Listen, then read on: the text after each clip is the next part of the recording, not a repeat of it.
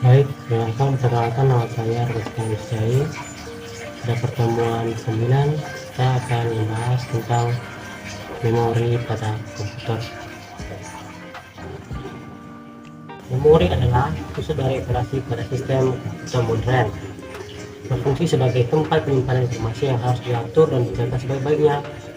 Memori adalah array besar dari word atau byte yang disebut dengan alamat. CPU mengambil instruksi dari memori berdasarkan nilai dari program komputer. Nah, sedangkan manajemen memori adalah suatu kegiatan untuk mengelola komputer. Proses ini menyediakan cara mengalokasikan memori untuk proses atas permintaan mereka, membebaskan untuk digunakan kembali ketika tidak lagi diperlukan, serta menjaga alokasi ruang memori yang bagi proses.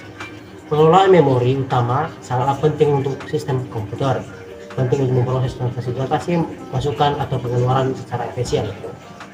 Sedangkan memori dapat menampung sebanyak mungkin proses dan sebagai upaya agar pemrograman atau proses tidak dibatasi kapasitas memori fisik di sistem komputer.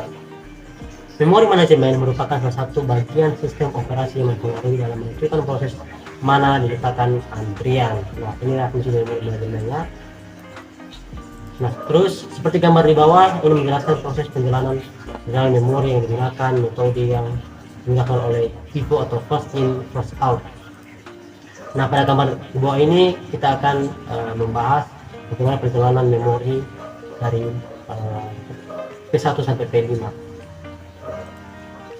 Nah, pada gambar ini tadi kita membahas dari P1. P1 arrival time-nya adalah 0, burst time-nya 8, kemudian P2, P3, P4 dan seterusnya. Nah, kita membandingkan dengan ukuran MB-nya megabyte.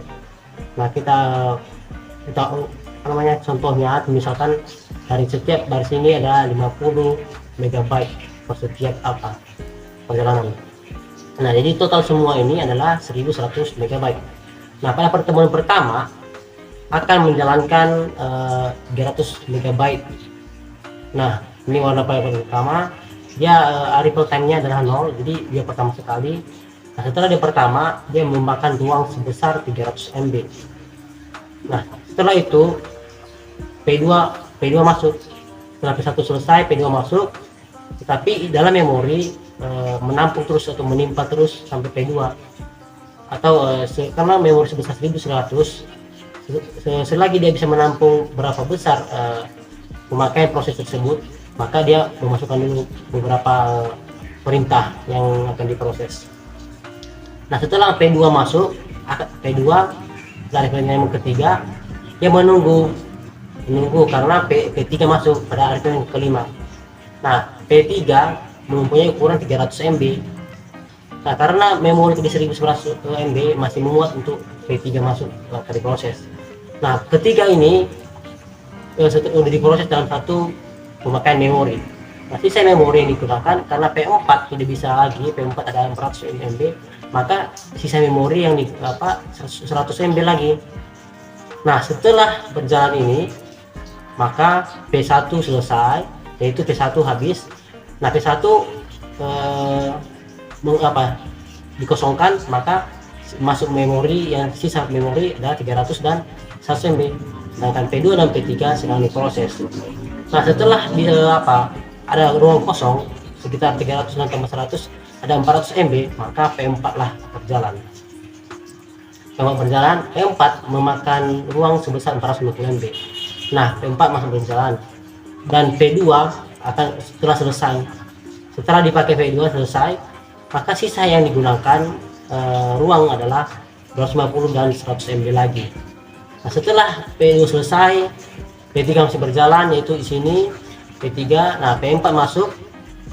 Nah, masih ada sisa ruang memori ada 200 sama 100, yaitu 350 MB lagi. Nah, masuk P5, sedangkan P5 berukuran 500 MB. Maka memori yang diproses hanya P4 dan P3.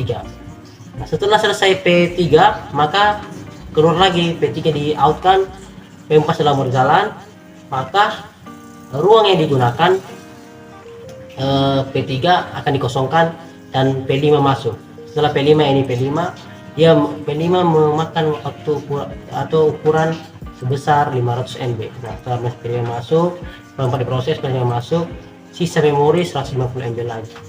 Nah, setelah P4 selesai, maka dikosongkanlah memori sebesar 450 MB, yaitu P4 tadi. Nah, setelah selesai P5, maka ruang dikosongkan dan kembali ke awal lagi memori, yaitu sebesar 1100 MB. Dan demikian penjelasan dari gambar tersebut, semoga bermanfaat. Terima kasih.